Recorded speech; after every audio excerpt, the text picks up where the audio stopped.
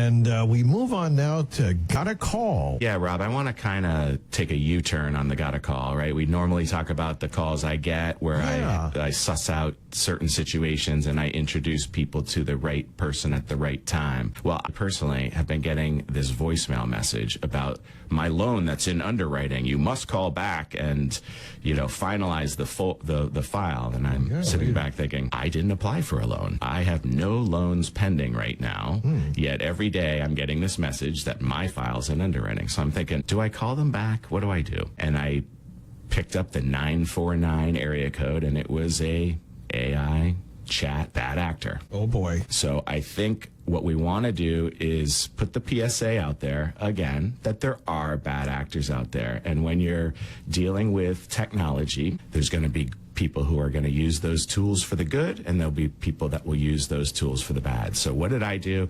I played it out, right? So I had the conversation with the AI chat. It moved me to a human being. That human being started to take information. Now, the question is this a really sketchy sales strategy to get me to say, I could use a line of credit, or I could use a inventory loan, or what have you? Or was it even more sinister than that, and they were simply looking for that private information to then defraud me? Folks, be careful out there. We've talked about this a bunch. I've heard a lot of the call-ins, the sponsors, the tech talks, and all of that talking about this. And it's really important to be super vigilant on the phone and on the internet. What is real? And that's a conversation I've had quite a bit on my podcast, Elements of Stiles, about, what is real? How are we going to determine what is real and what is not? And we've started to iterate around, maybe there's a recognition similar to copyright or a registered trademark. Maybe there's an asterisk or a star that identifies that this content is real, right? And then there would be some form of penalties around being real, right? So if you don't have the asterisk, then maybe it's not real, because that stuff's getting really good